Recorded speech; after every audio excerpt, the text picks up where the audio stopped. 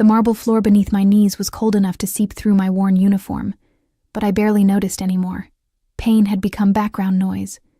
Just another thing I'd learned to ignore, like hunger, like exhaustion, like the way Mrs. Chen's voice could slice through a room when she found a single fingerprint on her precious glassware.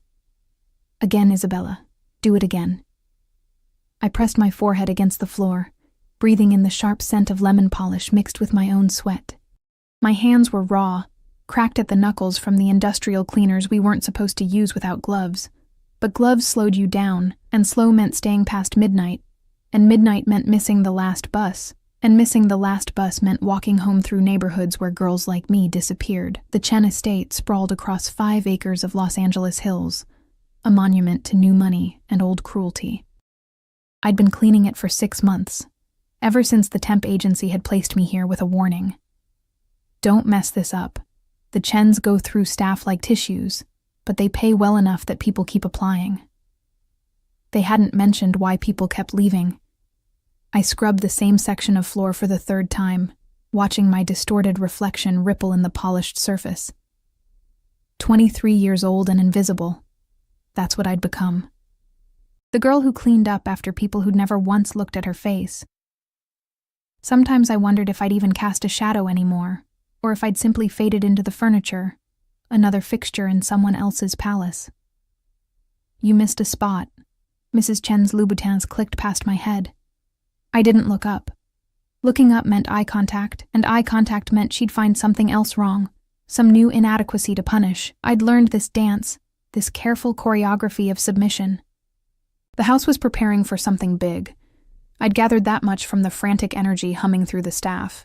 Extra security had been stationed at every entrance since yesterday. The regular guards I'd grown accustomed to ignoring had been replaced by men who looked like they'd break you first and ask questions never. They wore expensive suits that couldn't quite hide the weapons beneath, their eyes constantly scanning, assessing threats in every shadow. Mr. Chen's associates will be arriving at 8, Mrs. Chen announced, her accent thick despite 20 years in America. The floors must shine like glass. The silverware must gleam. If anything is out of place, anything, you're finished here. Understood? Yes, ma'am. She walked away, trailing Chanel No. 5 and disapproval. I sat back on my heels, finally allowing myself a breath. Through the floor-to-ceiling windows, Los Angeles sprawled beneath us like a galaxy of broken promises. Somewhere down there was the apartment I shared with 3 other girls, a 400-square-foot box where we took turns sleeping because there were only 2 beds. Somewhere down there was the life I'd imagined when I'd left Arizona. College, career, becoming someone who mattered. Instead, I was here, making floors shine for people who wouldn't spit on me if I was on fire. The antique grandfather clock in the foyer chimed 6. 2 hours until the guests arrived. I gathered my supplies, careful not to let the bottles clink together. Sound carried in this mausoleum, and Mrs. Chen had ears like a bat. The kitchen was chaos, caterers shouting in Mandarin and Spanish, the head chef screaming about truffle oil, someone dropping an entire tray of champagne flutes that shattered like ice against tile. I slipped through the carnage, invisible as always, heading toward the service hallway that led to the wine cellar. That's where I first smelled him. Not saw him, smelled him. Tobacco and bergamot, expensive leather and something darker, something that made the hair on my neck stand up the way it does before a thunderstorm. Danger, my instincts whispered. Predator.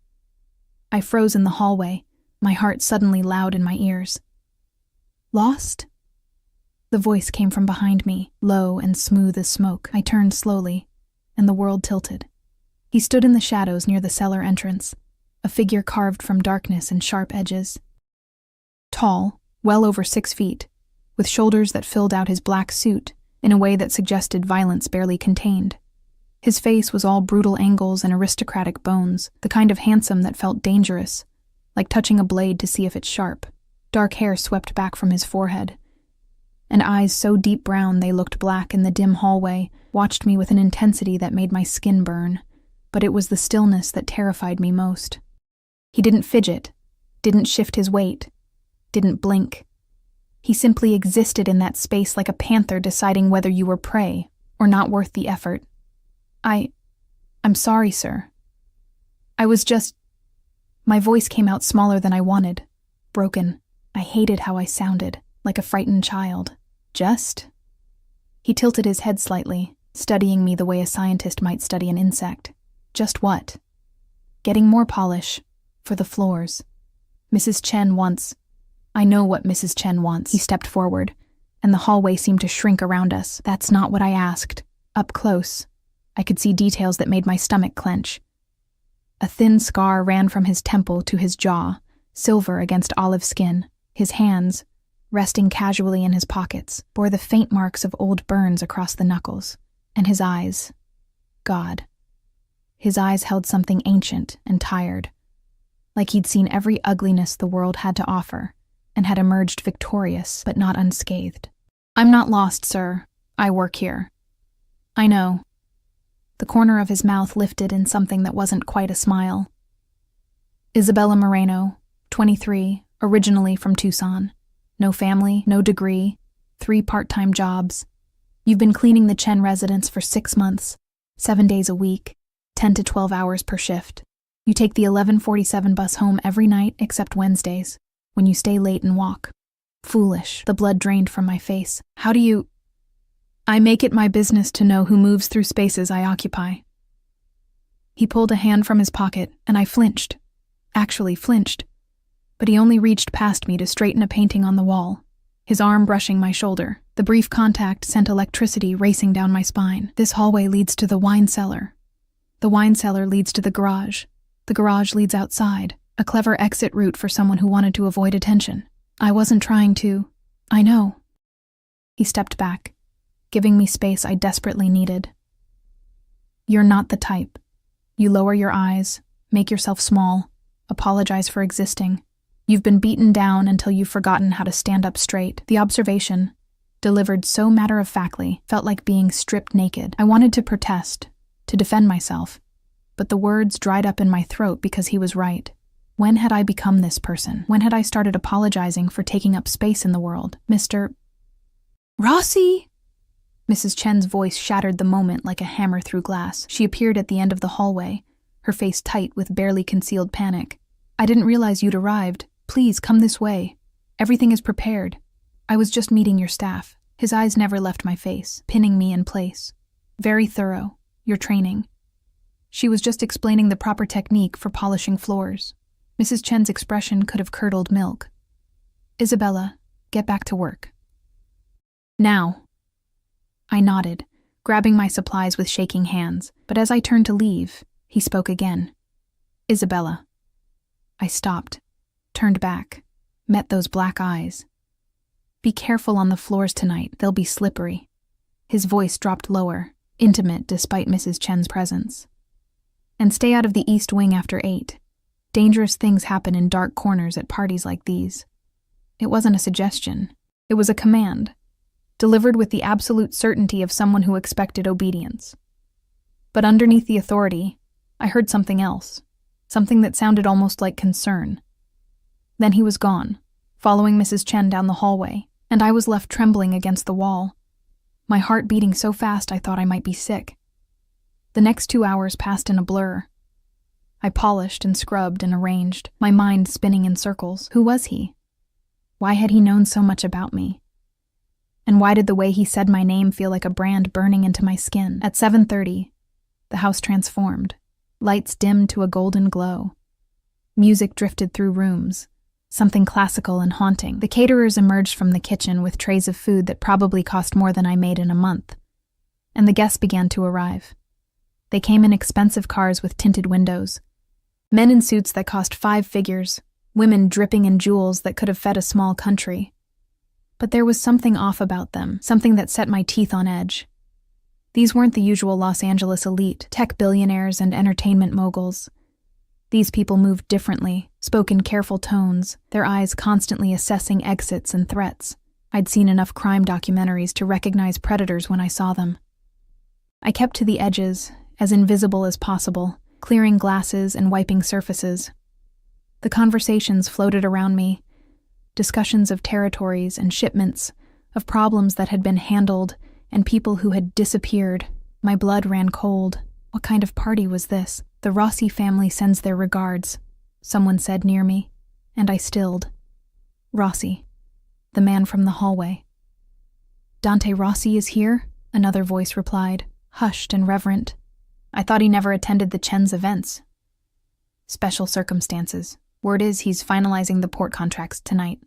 I moved away quickly, my pulse pounding. Dante Rossi. Even I'd heard that name whispered in certain circles. Always with fear. Always with respect. The youngest Don in Los Angeles history.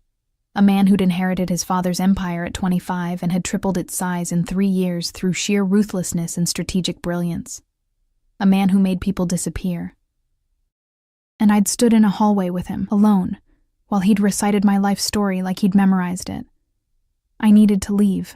Right now. This wasn't worth minimum wage and bus fare. But as I headed toward the service exit, Mrs. Chen intercepted me, her nails digging into my arm. Where do you think you're going? The library needs to be prepared for the private meeting. Now. Mrs. Chen, I really think I don't pay you to think. Move. She shoved me toward the stairs, and I climbed with leaden feet. The library was on the 2nd floor, in the east wing. Exactly where Dante Rossi had told me not to go.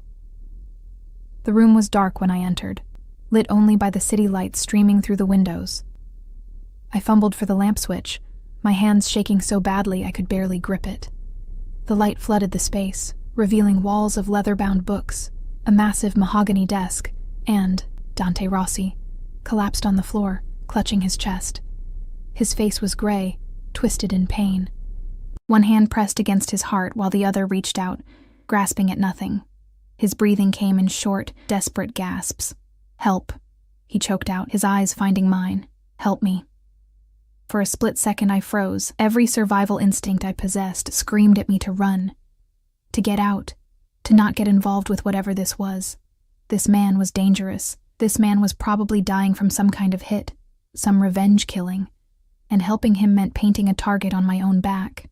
But then I saw his hand trembling, saw the genuine fear in those black eyes. And something inside me, something I thought had died long ago, surged to life. I dropped to my knees beside him, my hands hovering over his chest. Where's your phone? I'll call an ambulance. No. He grabbed my wrist with surprising strength, his fingers like iron bands. No ambulance, no calls, just another gasp. Just stay. You're having a heart attack, you need a hospital. No hospitals. His grip tightened. They'll kill me there. Finish the job. Oh God. This was exactly what I'd feared. I was kneeling in the middle of a mob assassination, holding the hand of a dying crime boss, and any second now, someone would burst through that door and... Please. His voice cracked, vulnerable in a way that shattered something in my chest. Don't leave me alone. Not like this. I'd been alone my whole life. I knew what it felt like to face darkness with no one to hold your hand. And despite everything, despite the danger, despite the fear, despite my better judgment, I couldn't do it to someone else.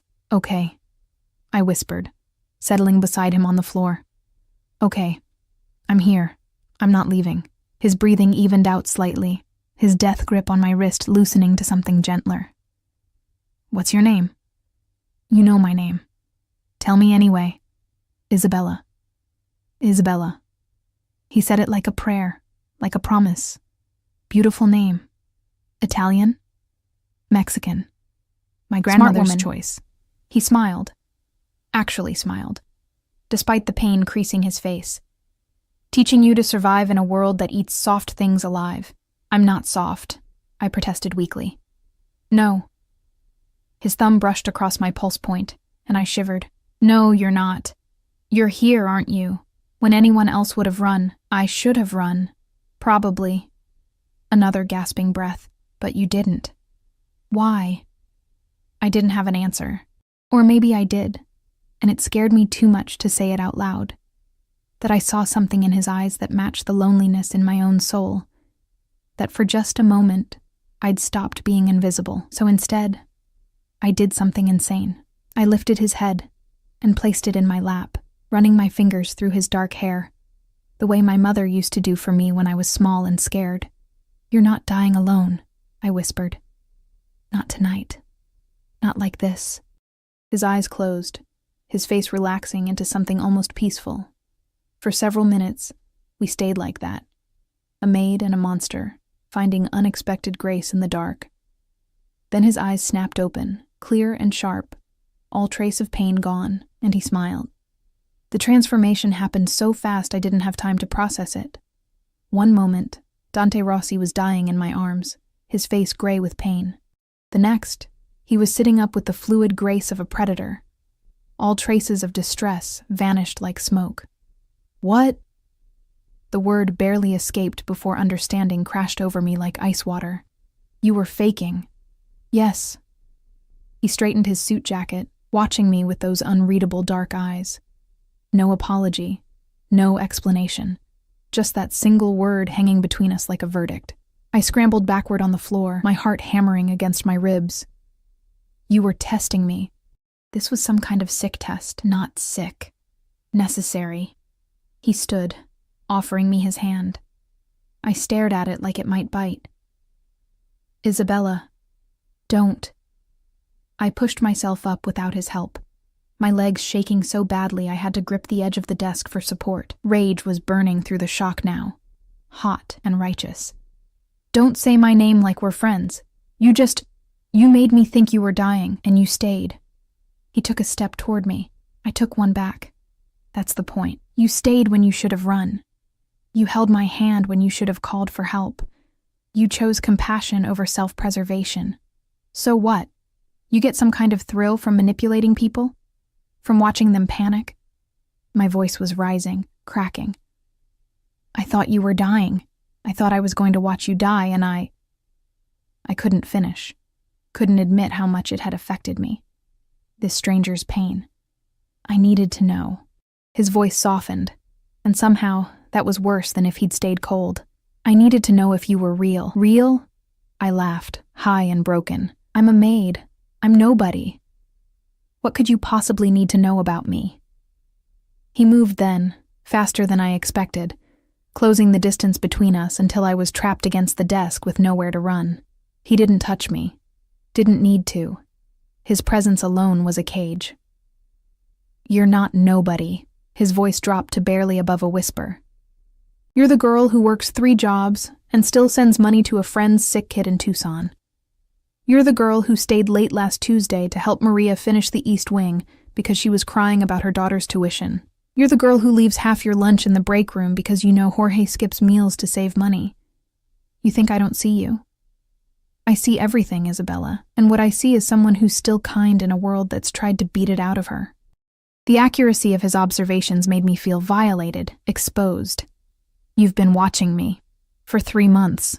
That's insane. Why would you? I pressed my hands against his chest, trying to push him back, but it was like trying to move a mountain. Let me go. Not yet. His hands came up to rest on the desk on either side of me, boxing me in. Not until you understand. Understand what? That you're a psychopath who stages heart attacks for fun? That I'm choosing you. The words hit like a physical blow. I'm choosing you to be my wife. The world stopped. Actually stopped. Time crystallized into this single impossible moment. Your wife, I repeated, the words tasting foreign on my tongue. You want me to marry you? Yes. We just met. I know everything about you that matters. You're insane. Probably. A ghost of a smile touched his lips. But I'm also serious. Deadly serious. I laughed again, the sound edging toward hysteria. You can't just decide someone's going to marry you. That's not how this works. You can't. People don't. People in my world do exactly what I tell them to do. His voice hardened. But I don't want your obedience, Isabella. I want your choice. That's why the test. I needed to know who you were when you thought no one was watching, when there was nothing to gain and everything to lose. And you? Something flickered in his eyes, something almost vulnerable. You were perfect. I'm not perfect. I'm broken and tired and perfect for me, he interrupted. Perfect for what I need. Perfect for... He stopped himself, jaw clenching. There are things happening, dangerous things. I need someone beside me who won't betray me when the money runs out or the threats get too real. Someone who'll stay when staying is the hardest thing in the world. You don't know that I would. Yes, I do. You just proved it. His hand came up, fingers ghosting along my jaw without quite touching. You held a dying man's hand because you couldn't bear to let him die alone. What do you think you'd do for someone you actually cared about? The implications of his words made my head spin. This is crazy. You're in the mafia. I heard the conversations downstairs. I'm not stupid. No, you're not, which is why you know I'm offering you a way out. He finally touched me then, his thumb brushing across my cheekbone so gently it made my chest ache. Out of the poverty, the exhaustion, the invisibility, out of scrubbing floors for people who treat you like dirt, I can give you safety, security, a life where you matter. In exchange for what? Being your property? Being my partner? The distinction seemed important to him. Being someone I can trust in a world full of snakes. Being... He stopped, seeming to struggle with words. Being the thing I come home to that reminds me I'm still human. The vulnerability in that admission cracked something in my chest. But I couldn't let it sway me. This was insane. This was... I need to think, I whispered. I need time to... You have until midnight. He stepped back, releasing me from his gravitational pull. Come to the garden at midnight. Say yes, and I'll take you away from here tonight. Say no. His expression hardened. Say no, and you'll never see me again. But you'll be safe. I'll make sure of that. You'll find a new job, a better apartment, everything you need to start over, no strings attached. Why midnight? Because after midnight, circumstances change. After midnight, I won't be able to protect you from the consequences of what happens in this house tonight. Cold fear slithered down my spine. What's happening tonight? Nothing you need to worry about. If you choose me. He moved toward the door, his hand on the handle. Midnight, Isabella. Garden fountain. Don't be late. Wait. But he was already gone, the door clicking shut with a finality that echoed through the room. I stood there for a long moment, my mind reeling. Then I ran. I ran down the back stairs, through the service hallways, out into the cool Los Angeles night. My hands shook as I pulled out my phone. But who was I going to call? The police? And tell them what? That a mob boss had fake died and proposed marriage? That I was in danger from something I didn't understand? The party continued inside, music and laughter drifting through the windows. Like everything was normal, but I could see the guards now, stationed at every entrance. Their eyes scanning, always scanning. I could see the way the guests moved, predators in expensive clothing, playing at civility while planning violence. And I could see Dante Rossi through the library window, standing in the darkness, watching me run. I made it to the service gate before a hand clamped on my shoulder. Going somewhere? Mrs. Chen's voice was acid. Your shift isn't over. I need to leave. I'm not feeling well. You're feeling fine. You're coming back inside to finish your work. Her nails dug into my arm. And then you're going to explain to me why Dante Rossi is asking about you. My blood froze. He's not. Don't lie to me. I saw you together in the library. What did you do? Did you throw yourself at him like some kind of... I didn't do anything. No? She dragged me back toward the house. Then why is he requesting you specifically to serve the private meeting? Why is he asking how long you've worked here, what you've seen? Oh God. Mrs. Chen, please, I don't know anything. You're a terrible liar. She shoved me through the door. The meeting starts in 10 minutes. You'll serve drinks. You'll keep your eyes down and your mouth shut. And if you do anything to embarrass this household, I'll make sure you never work in this city again. Am I clear? I nodded, mute with terror. The next 10 minutes were a blur of preparation. They dressed me in a formal server's uniform, slicked my hair back into a severe bun, gave me a tray of crystal glasses filled with amber liquid. My hands shook so badly the glasses clinked together. Still, Mrs. Chen hissed. Be still, or I'll have you thrown out. The private meeting was held in the Chen's study. A wood-paneled room that smelled like cigars and old money. 8 men sat around the table, each one radiating the kind of power that came from violence and fear. Dante Rossi sat at the head, looking like a dark angel in his black suit, completely at ease in this den of monsters. "Gentlemen," Mr. Chen began, his voice oily with false friendship. "Let's discuss the port access." "No." Dante's single word silenced the room. "First, let's discuss why you've been skimming 20% off the top of our shipments for the past 6 months. The temperature dropped 20 degrees. Mr. Chen's face went pale, then red. "I don't know what you're talking about. Port manifests don't lie, Chen. Neither do the warehouse records my people obtained last week." Dante pulled out a folder, spreading documents across the table. "You've been stealing from me, from my family. That's a mistake people don't usually survive." I stood frozen by the wall, the tray trembling in my hands. This was it. The violence I'd sensed brewing all night. Someone was going to die in this room. "It was a misunderstanding, Mr. Chen stammered. "A bookkeeping error. $2 million is not an error." Dante's voice never rose, but the threat in it made my stomach clench. "It's theft. It's betrayal. It's grounds for—" He paused, his eyes finding me across the room. Something in his expression shifted. "However, I'm prepared to be merciful." The men around the table looked shocked. Clearly, mercy wasn't Dante Rossi's usual play. "You have something I want," Dante continued, still watching me. "Something more valuable than money. Give it to me, and we'll call your debt paid." Mr. Chen's eyes darted around, desperate. "Anything. Whatever you want. Her." Dante pointed at me. "Isabella Moreno. I want her contract transferred to me, immediately." "My contract? I don't have a contract." "Yes, you do." Mrs. Chen's smile was pure venom. "When you signed on through the temp agency, you agreed to an indentured service contract, 2 years minimum. We own you, sweetheart." The room spun. That's why no one ever quit. That's why they could treat us however they wanted. We were slaves, dressed up in legal paperwork. Is this true? I looked at Dante, betrayed. "You knew about this?" "I know everything about the Chen's operation." His face was unreadable, including their habit of exploiting desperate women through illegal labor contracts. "So, Chen, what do you say? Her freedom in exchange for your life?" Mr. Chen practically sobbed with relief. Yes, take her. She's yours." "No." I dropped the tray, glasses shattering across the floor. "You can't just trade me like property.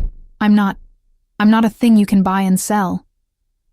Dante rose from his seat, moving toward me with predatory grace. "You're right. You're not a thing." He pulled something from his pocket, a folded document. "Which is why I'm not buying you. I'm freeing you. This is your contract, Isabella. As of right now, it's void. You're free to walk out of here and never look back." I stared at the paper he held out, my mind struggling to process. "I don't understand." "You have a choice." His voice softened. "Meant only for me. You can leave. Take this freedom and build whatever life you want. Or," he paused, something vulnerable flickering in his eyes, "or you can choose me. Not because you're owned, not because you're bought, but because you want to." "Why?" The word came out broken. "Why would you do this? Because someone who stays when they think I'm dying deserves to only stay when they want to. Because you deserve to choose your own cage, Isabella, or to fly free." The other men in the room shifted uncomfortably, watching this intimate exchange. Mrs. Chen's face was purple with rage, but all I could see was Dante offering me something no one ever had before. Choice. "The garden," I whispered. "Midnight." He smiled, real and warm and devastating. "Midnight." Then his expression shuddered, becoming cold and businesslike as he turned back to Chen. "We're done here. Have the corrected manifests on my desk by Friday, or mercy becomes a memory." I ran from the room, the torn contract clutched in my shaking hands, and didn't stop until I was in the servants' quarters, gasping for breath. The other staff avoided me, sensing danger like animals before an earthquake. Maria found me there at 11:30, tears streaming down my face as I stared at my freedom, written in black and white. "Isabella? Mija, what happened?" He freed me, I whispered. The most dangerous man in Los Angeles just gave me my freedom and asked me to choose him anyway. Dante Rossi? Maria's eyes widened. Dios mío. What are you going to do? I looked at the clock. 25 minutes until midnight. 25 minutes to decide between the life I knew, hard and lonely but safe, and stepping into the unknown, with a man who'd tested me like a lab rat, but looked at me like I was the answer to a question he'd been asking his whole life. I don't know, I admitted. Maria, what would you do? She took my hands, her weathered face soft with understanding. I'd ask myself, when was the last time someone saw me? Really saw me? When was the last time I felt like more than a ghost in my own life? Tonight, I thought. Tonight, when a monster held my hand and made me feel human. I stood on shaking legs, smoothing down my ruined uniform. I have to go. Be careful, mija. Men like that, they're dangerous. I know. I hugged her tight. But maybe I'm tired of being safe. The garden was silver with moonlight when I arrived at 11:58. The fountain burbled softly, casting dancing shadows across the carefully manicured lawn. Dante stood with his back to me, hands in his pockets, looking up at the stars like he was trying to find answers in their light. I didn't think you'd come, he said without turning around. I didn't think I would either. I moved closer, my heart in my throat. This is insane. You know that, right? This whole thing is absolutely insane. Yes. He finally turned, and in the moonlight, he looked younger, less dangerous, almost human. But sometimes insanity is the only rational response to an irrational world. I don't know you. You don't know me. Not really. I know you stayed. He closed the distance between us. I know you held my hand when you thought I was dying. I know you're brave enough to stand here right now even though you're terrified. What else do I need to know? Everything. My favorite color, my dreams, whether I want kids, if I snore, blue. You want to open a bookshop someday. You're terrified of wanting children because you're afraid you'd fail them the way the world failed you. And yes, you snore. Softly. I've heard it through the monitors. I should have been creeped out by how much he knew. Instead, I felt seen in a way that made my chest ache. Why me? I whispered. You could have anyone. Why choose someone like me? Because everyone else wants something from me. Power, money, protection. You wanted nothing except to ease the pain of a dying stranger. That's so rare, Isabella. That's so precious, and He stopped, jaw clenching. I'm tired of being alone in rooms full of people. I'm tired of wondering who will be the one to put a bullet in my back. I need someone real, someone kind, someone who'll remind me why I'm fighting to survive in the first place. I can't promise I'll be good at this, at being whatever you need. I don't need good, I need real. His hand came up, cupping my face with surprising gentleness. So tell me, Isabella Moreno, will you take a chance on the devil? Will you let me show you that you're worth more than minimum wage and midnight buses? Will you marry me? I looked into his dark eyes and saw my own loneliness reflected back at me. Two damaged people reaching for connection in the darkness. Yes, I breathed. God help me, yes. He kissed me then, soft and almost reverent, like I was something precious he was afraid of breaking. And in that moment, with moonlight silver on our skin and the future a terrifying unknown, I felt something I hadn't felt in years. Hope. We leave tonight, he murmured against my lips. I have a car waiting. We'll fly to Vegas, get married before sunrise. By the time the sun comes up, you'll be Isabella Rossi, and no one in this city will ever be able to hurt you again. What about my things? My roommates? Already handled. Your belongings are packed. Your roommates each have a check for 6 months' rent and a reference letter for better jobs. I told you, Isabella. I take care of what's mine. The possessiveness in his voice should have scared me. Instead, it made me feel safe. He led me to a black SUV idling at the service gate.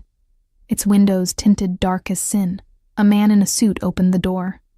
One of the guards from earlier, his face professionally blank. Mrs. Moreno, he said, and the title made me shiver. Not yet, Dante corrected, helping me into the car. But soon. As we drove away from the Chen estate, I watched it disappear in the rearview mirror, that monument to cruelty where I'd spent 6 months being invisible. I didn't know what I was driving toward, didn't know if I was making the biggest mistake of my life. But for the first time in years, I wasn't alone, and that was worth almost any price. The private jet waiting at the small airport was obscene in its luxury. Cream leather seats, polished wood paneling, soft lighting that made everything glow like a dream. I stood at the bottom of the stairs, suddenly acutely aware of my wrinkled uniform, my scraped knees, the smell of cleaning products that probably clung to my skin. "I can't get on that plane looking like this," I whispered. Dante's hand pressed against the small of my back, warm and grounding. "There are clothes inside." "Everything you need. Come." The flight attendant, a polished woman who looked like she stepped out of a magazine, smiled without a trace of judgment as we boarded. "Mr. Rossi, welcome. Everything is prepared as requested. Thank you, Marie." He guided me toward the back of the plane, through a door that opened into a bedroom. An actual bedroom, with a queen-sized bed and an ensuite bathroom. On the bed lay a garment bag and a small suitcase. "Shower. Change. Take your time. We have 4 hours until Vegas." "You're not going to—" I gestured vaguely at the room, at him, my face burning. Understanding softened his expression. "I'll be up front, making calls. You have complete privacy, Isabella. I'm not going to rush you into anything you're not ready for. But we're getting married tonight. Marriage is a legal document, a promise. What happens after—" He stepped closer, his thumb brushing across my jaw. "What happens after goes at whatever pace you set. I can be patient when something matters." The gentleness in his voice undid something in my chest. I nodded, mute, and he left, closing the door softly behind him. The shower was heaven. Hot water, expensive soap that smelled like jasmine, shampoo that actually made my hair feel soft instead of stripped. I stood under the spray until my skin turned pink, washing away 6 months of the Chen estate, of invisibility, of survival mode. When I finally emerged, wrapped in a towel softer than anything I'd ever owned, I opened the garment bag with shaking hands. Inside was a dress, simple, elegant, cream-colored silk that fell like water. Not a wedding dress, nothing so presumptuous, but beautiful in its understated grace. The suitcase held underwear in my exact size, a pair of low heels, basic makeup, even a hairbrush.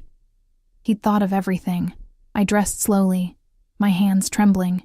The dress fit perfectly, skimming my curves without being tight, the silk cool against my clean skin. I dried my hair, leaving it loose around my shoulders because I didn't know how else to style it. Minimal makeup. I'd never been good at more than that anyway. When I looked in the mirror, I barely recognized myself. For the first time in months, I looked like a person instead of a ghost. The plane was already in the air when I emerged. Dante sat in one of the leather seats, phone pressed to his ear, speaking rapid Italian. He looked up as I approached, and whatever he was saying died mid-sentence. "I'll call you back," he said, not taking his eyes off me as he ended the call. The way he looked at me made my skin feel too tight, too hot. Like I was the only thing in the universe that mattered. "Beautiful," he said quietly. "I knew you would be, under all that exhaustion. But seeing it—" He stood, closing the distance between us. "You're going to destroy me, Isabella." "I don't understand. I know." His smile was rueful. That's part of why.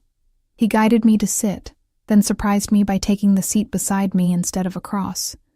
Close enough that our shoulders touched, close enough that I could smell his cologne, that same tobacco and bergamot that had terrified me in the hallway. "Tell me about the bookshop," he said. I blinked at the non-sequitur. "What?" "Your dream. The bookshop you want to open someday. Tell me about it." "Why?" "Because I want to know you. The real you, not just the facts I collected." He shifted, angling toward me. "Tell me what it looks like in your head." So I did. Haltingly at first, then with growing confidence as he listened. Actually listened, asking questions, making suggestions. I told him about the children's section I'd imagined, the reading nooks with overstuffed chairs, the coffee bar that would smell like home. I told him about wanting to create a space where people felt safe, seen, welcome. "It sounds perfect," he said when I finally ran out of words. "We'll make it happen. Dante, I'm serious. After the wedding, after things settle, we'll find a location. You'll design it exactly how you want. It'll be yours." The casual way he offered to fund my dreams, like it was nothing, made my head spin. "I can't let you just buy me a bookshop." "Why not?" "Because that's not... People don't just..." I struggled for words. "I need to earn things. I need to feel like I deserve them. You held my hand when you thought I was dying. You've earned more than a bookshop, Bella." The endearment rolled off his tongue like honey. "But if it makes you feel better, you can work for it. Be my wife. Stand by my side. That's not an easy job. What exactly does being your wife entail?" The question had been burning in my mind since the garden. "You're not... I know you're in the mafia. I'm not stupid. But what does that mean for me?" His expression grew serious. "It means you'll be protected. Always. It means you'll never want for anything. It means you'll attend events, meet people, smile and make conversation. It means you'll live in a world where danger is always present but never allowed to touch you. And what do you get out of it? Legitimacy. A wife makes me look stable, family-oriented. It opens doors that stay closed to confirmed bachelors." He took my hand, threading his fingers through mine. "But honestly, I get you. Someone real in a world of facades. Someone who reminds me why I'm human. That's worth more than any business advantage. You barely know me. I know enough. The rest," he squeezed my hand, "the rest we'll learn together." The plane began its descent just as dawn painted the sky in shades of rose and gold. Vegas sprawled beneath us, a glittering oasis in the desert, still blazing with lights even as the sun rose. "Are you scared?" Dante asked quietly. "Terrified," I admitted. "Good. Fear means you understand the weight of what we're doing." He stood, pulling me up with him. "But I promise you this, Isabella. I will never hurt you intentionally. I will never betray you. And I will kill anyone who tries to harm you. Can you live with that?" The casual mention of murder should have sent me running. Instead, it made me feel safe. "Yes," I whispered. "I can live with that." The chapel was small, surprisingly tasteful for Vegas. No Elvis, no neon, just soft lighting, white flowers, and a minister who looked like he'd married plenty of couples at dawn and knew not to ask questions. Dante's lawyer was there, a sharp-eyed woman named Sophia, who handed me papers to sign while maintaining professional distance. "Prenup," she explained. "Standard. You keep what's yours, he keeps what's his. In the event of divorce, you receive a settlement of $10 million and any property purchased in your name. If you die..." She paused delicately. "Everything goes to your designated beneficiary or charity of choice." "And if he dies?" The question escaped before I could stop it. "Then you inherit everything." Sophia's smile was thin, but let's hope it doesn't come to that. I signed in a daze, my hand moving across paper after paper. Marriage license, prenuptial agreement, documents I didn't fully understand but trusted Sophia to explain later. Then Dante was taking my hand, leading me to stand before the minister. And it was happening. "Dearly beloved," the words washed over me. Traditional vows, promises of forever, till death do us part. When it came time for rings, Dante produced a simple platinum band that fit my finger perfectly. Of course it did. He'd planned everything. "You may kiss the bride." Dante's kiss was gentle, almost chaste, a promise rather than a demand. When he pulled back, his eyes held something that looked almost like wonder. "Mrs. Rossi," he murmured. "My wife." The words felt surreal. 24 hours ago, I'd been scrubbing floors. Now I was married to a mob boss in a Vegas chapel at sunrise. "What happens now?" I asked as we left the chapel, the Nevada sun warm on my face. "Now we go home, to Los Angeles, to your new life." He helped me into another waiting car, this one a sleek black sedan with bulletproof glass. "There will be people to meet, arrangements to make. But first, he pulled out his phone, typed something quickly. First, you eat. You've barely had food in 24 hours. I wanted to protest that I wasn't hungry, but my stomach betrayed me with an audible growl. Dante smiled, the expression transforming his severe features into something almost boyish. There's my practical girl, always honest, even when your body betrays you. The hotel he took me to was one of the finest in Vegas, a suite with floor-to-ceiling windows overlooking the Strip. Room service arrived within minutes. Fresh fruit, eggs Benedict, pastries that melted on my tongue, coffee that tasted like heaven. Eat, Dante commanded gently, settling across from me. Then rest. We fly back this afternoon. Aren't you eating? I ate on the plane while you were showering. He watched me with those dark eyes, cataloging every bite I took like it mattered. I'm just enjoying watching you enjoy something for once. The observation was too close to the bone. I focused on the food, suddenly ravenous in a way that went beyond physical hunger. How long had it been since I'd eaten without calculating the cost, since I'd tasted something just because it was delicious? Isabella. His voice made me look up. Thank you. For what? For taking a chance on me. For saying yes. He paused, seeming to struggle with words. For making me feel like maybe I can be more than what I was born into. The vulnerability in his voice cracked something open in my chest. I should be thanking you. You freed me. We freed each other. He stood, moving to the window. I want to be honest with you about something. About what happens when we get back to LA. My appetite vanished. Okay. There will be people who don't approve of this marriage. People who'll see you as a weakness to exploit. My enemies will try to use you to get to me. And my family, he laughed, bitter. My family will have opinions. Many, many opinions about me marrying a maid instead of someone from an established crime family. So I'm going to be in danger. You're going to be the most protected woman in California. But yes, there will be danger. There will be threats. There will be people who resent you just for existing beside me. He turned back to face me. I'm not going to lie and say it'll be easy, but I promise you'll never face it alone. I stood, moving to join him at the window. Vegas glittered beneath us, artificial and bright, and somehow hopeful. What if I'm not strong enough for this life? You're already strong enough.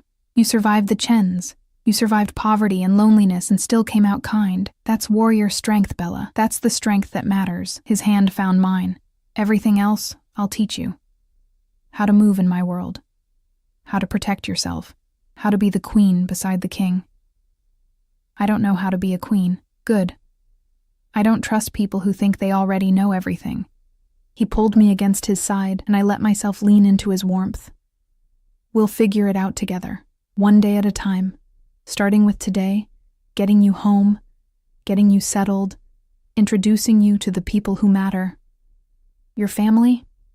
Eventually. First, my inner circle, the people who keep me alive. He pressed a kiss to the top of my head, casual and affectionate. They're going to love you, or they'll pretend to, which amounts to the same thing in my world. Despite everything, I laughed. The sound surprised us both. There it is, Dante murmured. The sound I've been waiting to hear. Genuine joy. I'm going to make that my mission, Isabella. Making you laugh like that as often as possible. You're dangerous, I said, but there was no heat in it. Only to people who threaten what's mine. His arm tightened around me. And you're mine now, which means you're the safest person in this city. I wanted to believe him. God, I wanted to believe that safety was possible. That this beautiful dream wouldn't shatter like everything else good in my life. But as I stood there in his arms, watching the sun rise over Vegas on my wedding day, I let myself hope. Just for a moment. Just long enough to believe that maybe, just maybe, I'd found something real in the darkness. My monster. My husband. My chance at something more than survival. Take me home, I whispered. Take me home, Dante. Always, he promised. Always, Bella. Always. The house, no, the estate, that Dante called home made the Chen residence look like a cottage. We drove through gates that looked like they could withstand a military assault. up a winding drive lined with trees that had probably been planted before I was born, until we reached a modern masterpiece of glass and stone that seemed to grow out of the hillside itself. "This is home," Dante said, watching my face carefully as the car stopped. I couldn't find words. The place was stunning. All clean lines and floor-to-ceiling windows that offered views of Los Angeles sprawling below like a carpet of lights. Even in daylight, I could see how the city would look at night from here. A galaxy of possibilities, all of them far below us. "It's too much," I finally managed. "It's safe. That's what matters." He helped me out of the car, his hand steady on my elbow. "The windows are bulletproof. The security system is military grade. There are 12 guards on rotation, cameras on every entrance, and a safe room in the basement that could withstand a siege. You're protected here, Isabella, always." The casual mention of needing that level of security should have terrified me. Instead, it grounded me in the reality of what I'd chosen. This wasn't a fairy tale. This was survival, dressed up in expensive architecture. The front door opened before we reached it.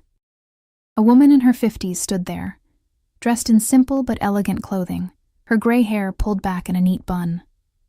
Her face was kind but assessing as her eyes landed on me. "Mr. Rossi," she said, her voice warm with genuine affection. "Welcome home. And this must be my wife, Isabella." The pride in Dante's voice when he said it made something flutter in my chest. "Bella, this is Rosa. She manages the household. Anything you need, she's the person to ask." "Wife?" Rosa's eyebrows shot up, but she recovered quickly, a smile spreading across her face. "Well then, Mrs. Rossi, welcome home. I must say you've surprised us all. I've surprised myself," I admitted. Rosa laughed, the sound genuine and warm. "I like her already. Come inside. You must be exhausted. I've prepared the master suite," and she paused, glancing at Dante. "Should I prepare a separate room as well?" "No," Dante said firmly, then looked at me. "Unless you want." "No." The word came out stronger than I felt. "We're married. We share a room." Something fierce and possessive flashed in Dante's eyes. "Good." Rosa led us through the house, pointing out rooms as we went, a living area with furniture that looked too expensive to sit on, a kitchen that could have serviced a restaurant, a library with more books than I'd seen outside of an actual library. Every space was beautiful, modern, and slightly impersonal, like a magazine spread rather than a home. "We haven't had a woman's touch here in years," Rosa said, as if reading my thoughts. "Since Mr. Rossi's mother passed.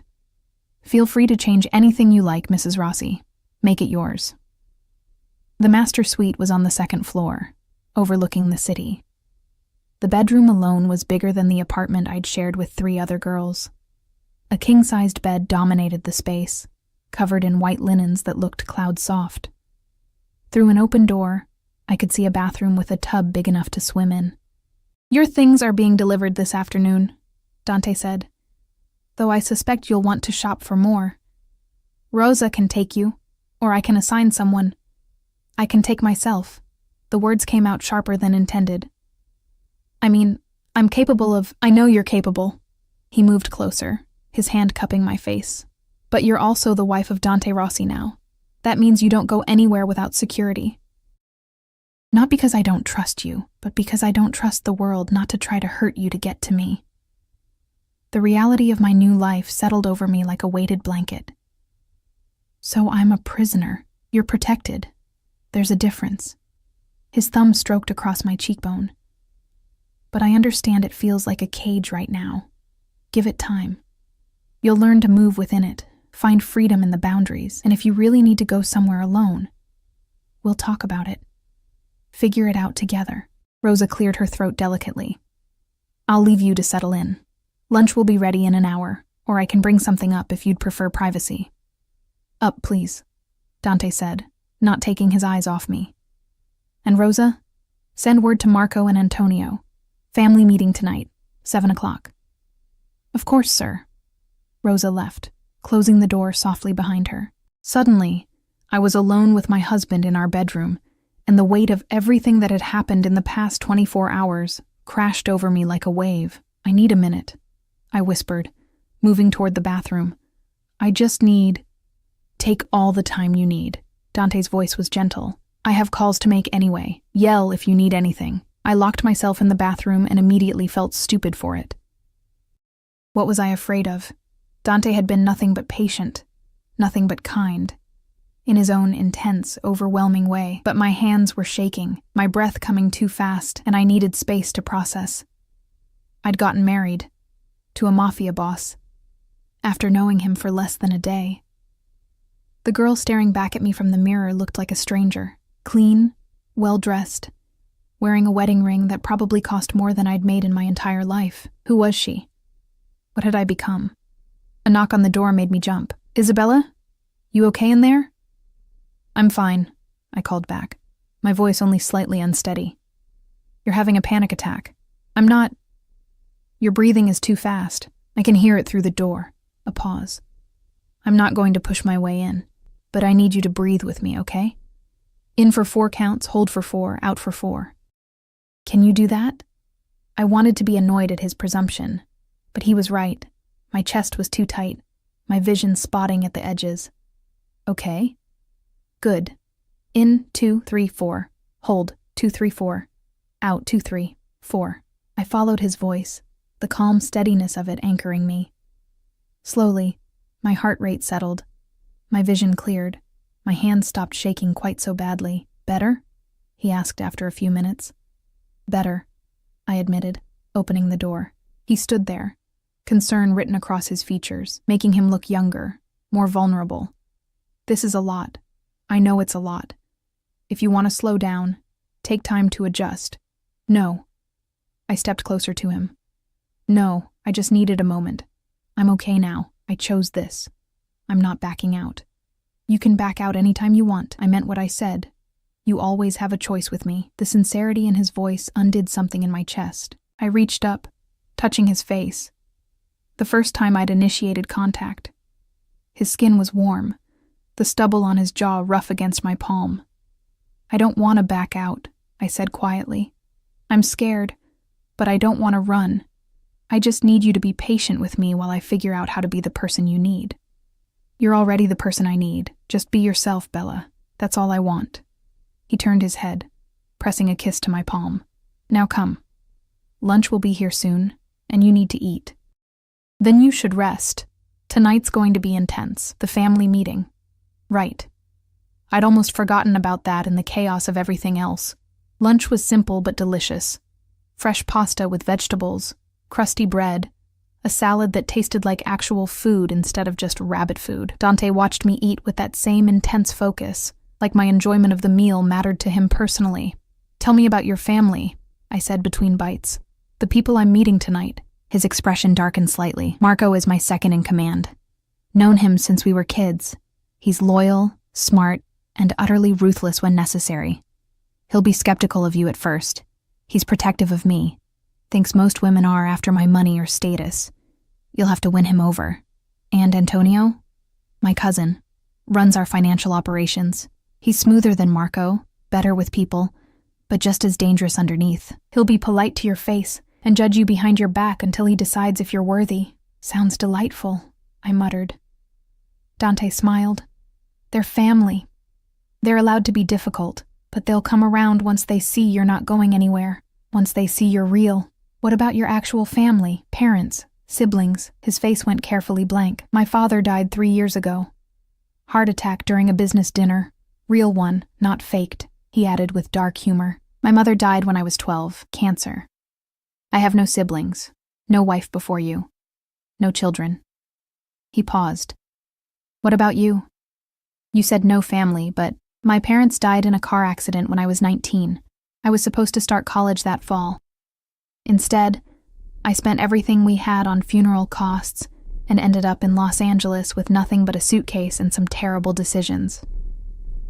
The old pain felt distant now, like it had happened to someone else. No siblings, no cousins I know about. Just me. Not anymore. He reached across the table, taking my hand. Now you have me. You have this house, this life. You have protection and security. You're not alone anymore, Isabella. Never again. The promise felt too big, too impossible. But I wanted to believe it.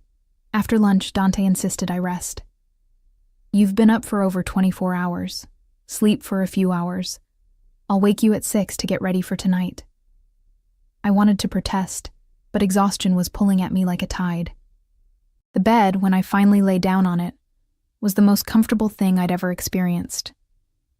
The last thing I remembered was Dante pulling a blanket over me, his hand gentle in my hair. Sleep, Bella. I'll keep watch. I woke to darkness and the smell of coffee. For a moment, I panicked. Where was I? Then memory returned. The house, the marriage, the new life I'd chosen. Dante sat in a chair near the window, backlit by the city lights, working on a laptop. He looked up as I stirred. Good. You're awake. It's 6:30. The meeting's at 7. He stood, moving to the bed. There are clothes in the closet. Rosa took the liberty of having some things delivered.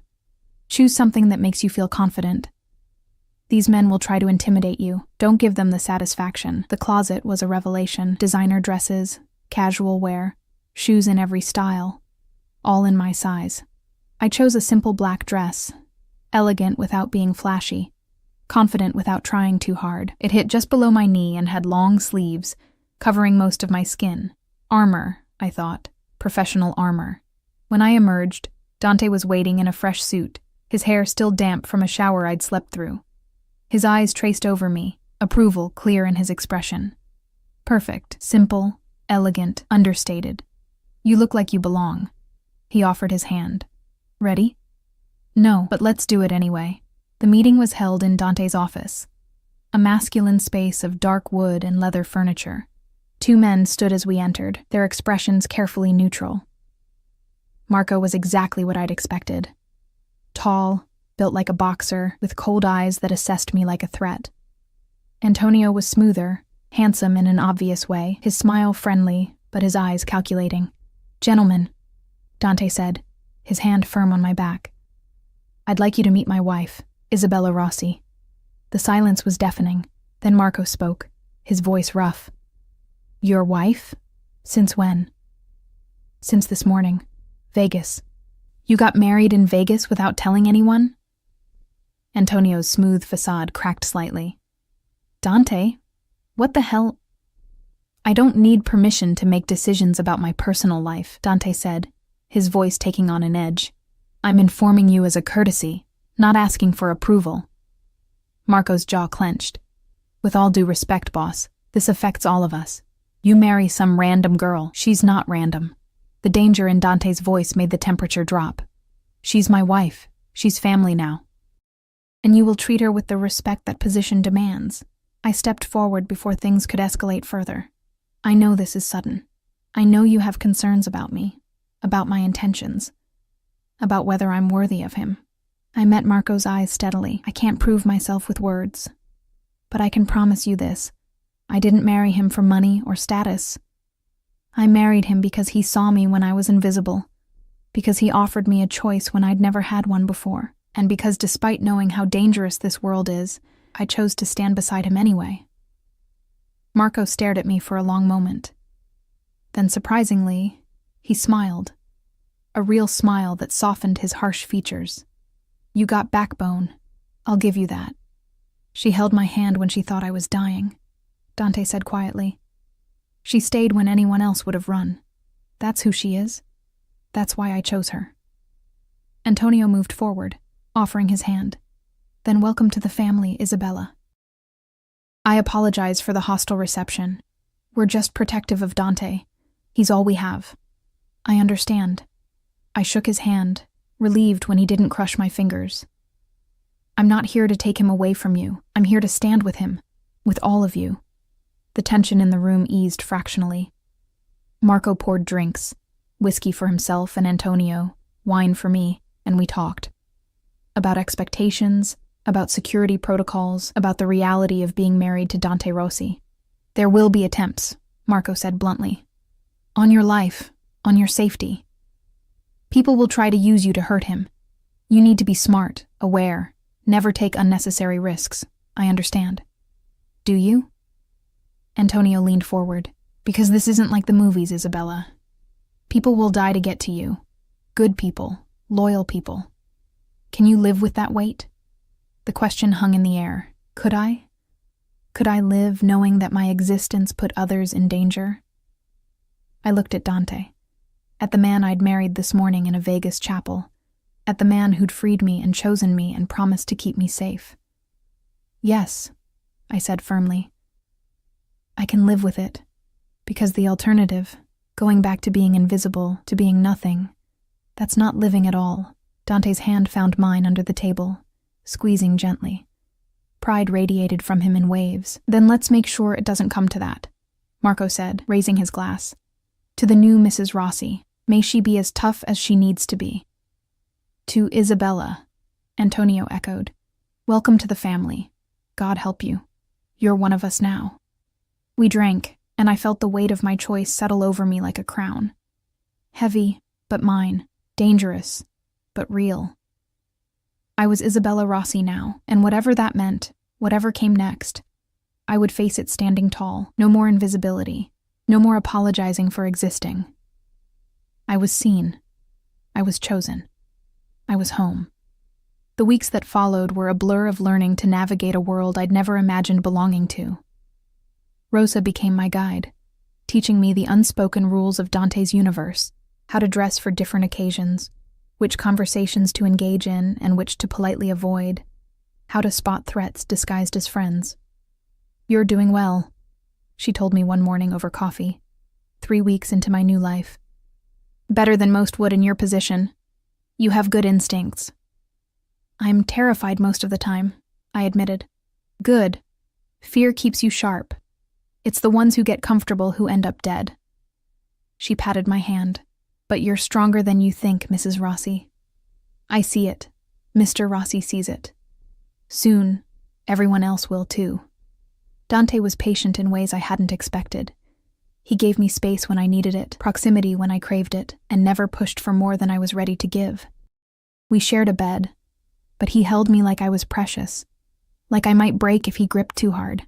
Sometimes I woke to find him watching me, his expression unguarded in the darkness, vulnerable and fierce all at once. What are you thinking? I asked one night, catching him staring.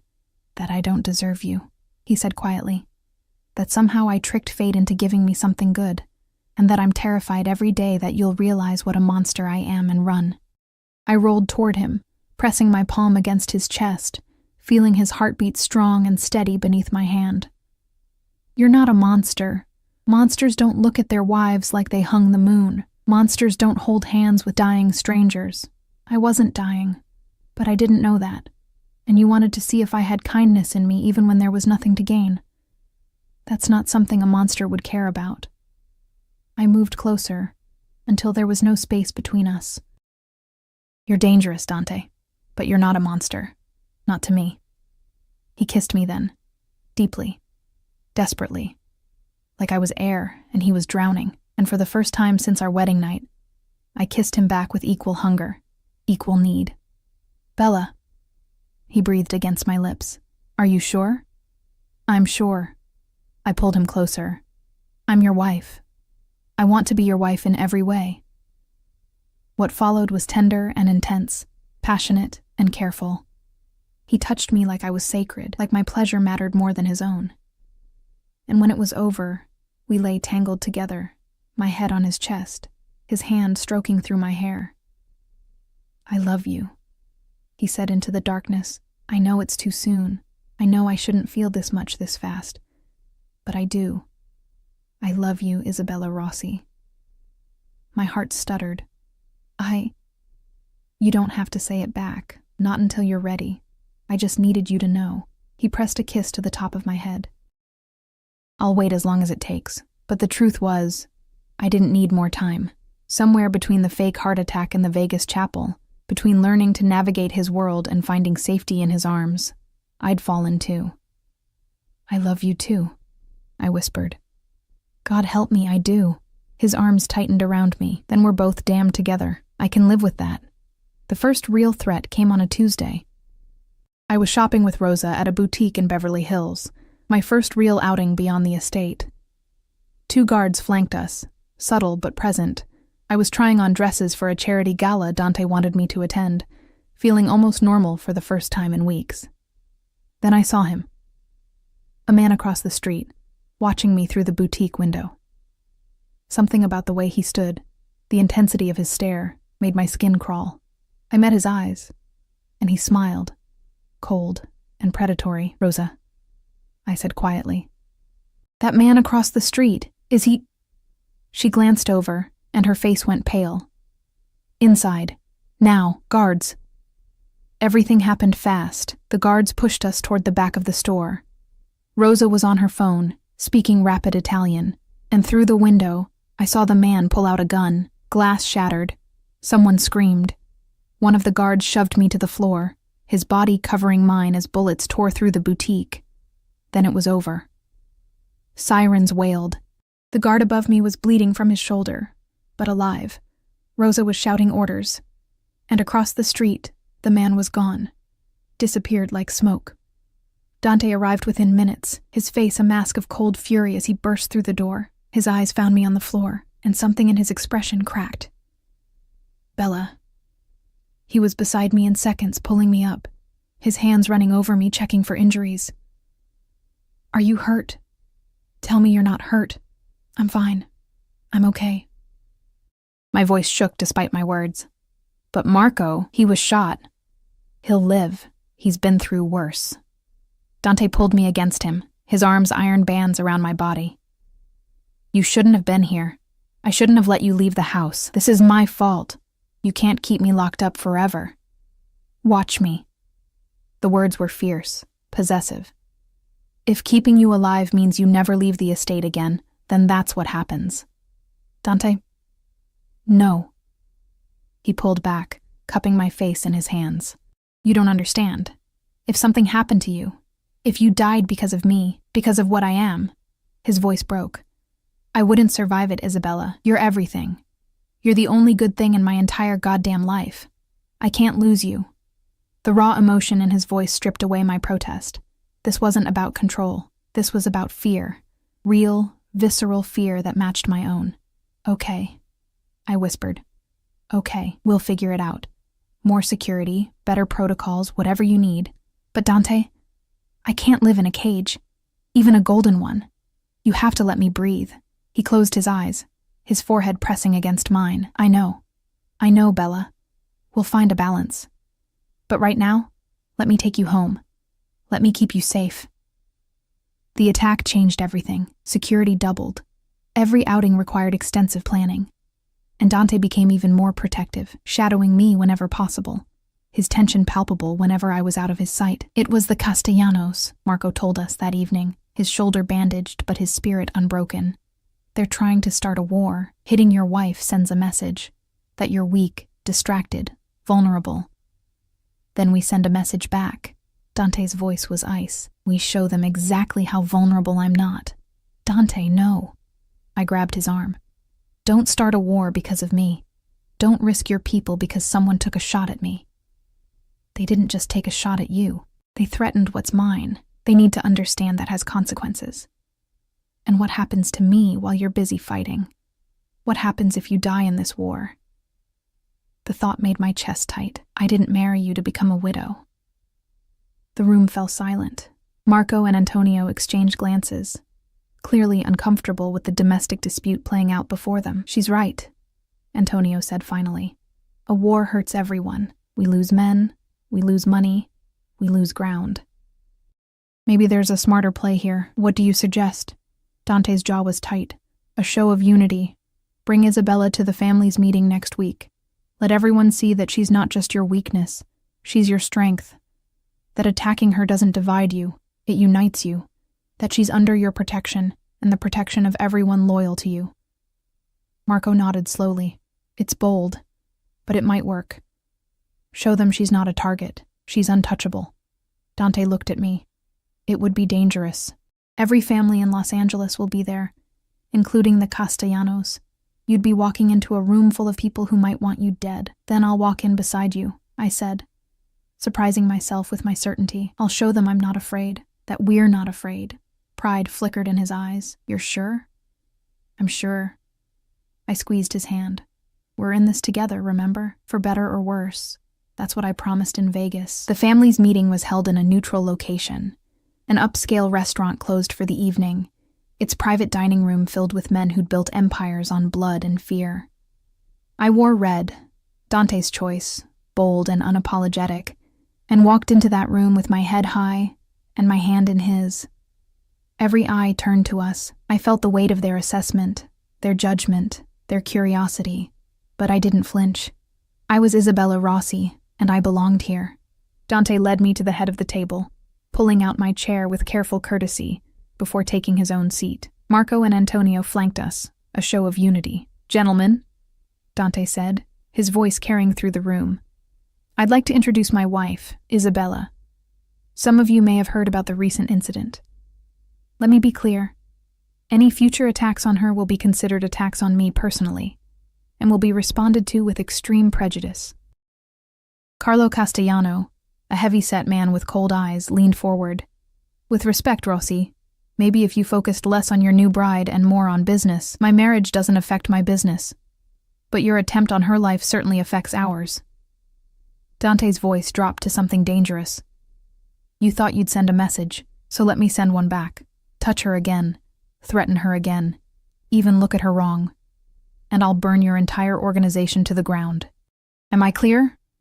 The room crackled with tension. Castellano's face reddened. "You're declaring war over a woman?" "I'm declaring war over my wife. There's a difference." Dante's hand found mine on the table, his grip possessive. "This isn't about weakness or distraction. This is about respect. She's family now. Under my protection. Under all of our protection, if you understand what family means." Slowly, around the table, men nodded. Some reluctant, some approving, but all understanding the message. I wasn't a target. I was untouchable. Castellano sat back, his expression sour but accepting. "Fine. The girl is off limits, but this doesn't change our other disputes. Those we can negotiate like reasonable men," Dante agreed, "but Isabella is non-negotiable." The meeting continued, but I barely heard it.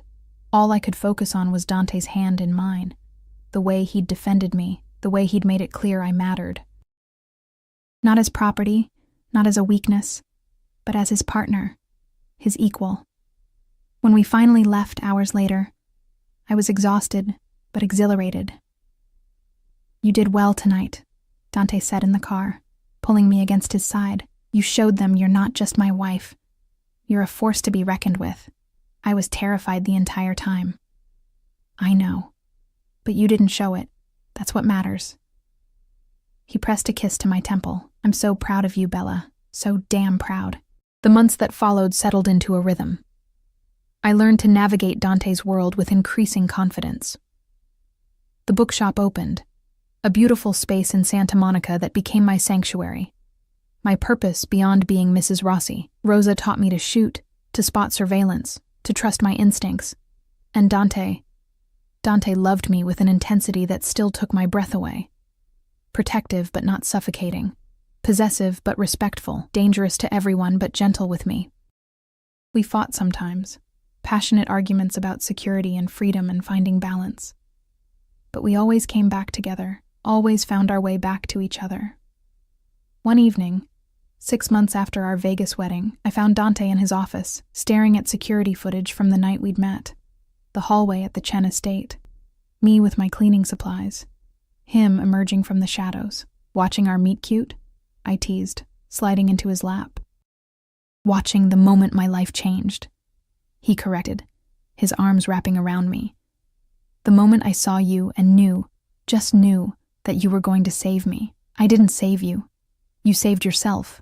No, Bella. You saved me. From becoming the monster everyone expected. From forgetting why any of this matters. From being alone in a room full of people. He turned me to face him. You make me better. You make me human. You were always human. You just needed someone to remind you. He kissed me, soft and sweet and full of promise. When he pulled back, his eyes held something that made my heart skip. I want to give you something, he said, pulling a folder from his desk. "I had the lawyers draw this up. It's a trust for the bookshop, for your financial independence, for your future. Completely separate from me. If something happens to me, if you decide to leave, if..." "I'm not leaving." I pressed my fingers to his lips. "Stop planning for me to leave. I'm planning for you to have choices, always choices, Bella. That's what I promised you." He set the folder aside, pulling me closer. "But I'm hoping, God, I'm hoping you choose to stay. Every day. For the rest of our lives." I looked at this man, this dangerous, complicated, tender man who'd faked a heart attack to test my character, who'd freed me from slavery and given me a kingdom, who'd declared war to keep me safe and built me a bookshop to feed my soul. "I choose you," I whispered. "Every day, every night, in every world and every life. I choose you, Dante Rossi, even knowing what I am, what I do. Especially knowing, because you're also the man who holds my hand in the dark, who makes me laugh when I want to cry, who sees me, really sees me, and loves me anyway." I cupped his face in my hands. "You're my monster, my husband, my home, and I'm not going anywhere." He buried his face in my neck, and I felt wetness against my skin. Tears from a man who probably hadn't cried in years. "I love you. God, I love you so much it terrifies me. I love you too, and I'm not scared anymore." It was true. Somewhere along the way, the fear had transformed into strength. The cage had become a kingdom, and the maid who'd been invisible had become a queen. "Thank you," he whispered against my skin. "Thank you for staying when I was dying. Thank you for choosing me when you should have run. Thank you for being exactly who you are. Thank you for seeing me," I whispered back. "Thank you for freeing me. Thank you for loving me enough to give me choices even when you wanted to lock me away." We sat there for a long time, wrapped in each other. Two broken people who'd found healing in the most unlikely place. The city sparkled below us through the windows. Millions of lives playing out in the darkness. But up here, in this house on the hill, we'd found something rare, something precious. We'd found home in each other's arms. And that was worth every risk, every danger, every impossible choice that had led us here. I was Isabella Rossi, once invisible, now seen, once owned, now free, once alone, now loved beyond measure, and I'd never been happier in my entire life. Outside, the city burned with light and life and endless possibility. Inside, I was wrapped in the arms of a man who'd die to keep me safe and live to see me smile. I thought about that night in the library, when I'd held what I thought was a dying man's hand, when I'd chosen compassion over self-preservation, when I'd proven, to him and to myself, that I was still capable of kindness in a cruel world. It had been a test, but it had also been a beginning, the beginning of everything. "Come to bed," I murmured, standing and pulling him with me. "We have the rest of our lives to watch security footage. Tonight, I just want to be with my husband." He smiled, that rare, genuine smile that transformed his entire face. "As my wife commands." We walked to our bedroom hand in hand, two people who'd found each other in the darkness and chosen to create light together. The future stretched before us, uncertain and dangerous and absolutely beautiful, but whatever came next, we'd face it together, in sickness and health, for richer or poorer, in danger and in safety, till death do us part. And maybe, just maybe, not even then. Because love like ours didn't end when hearts stopped beating. It echoed through eternity, a promise kept in darkness and light. Forever.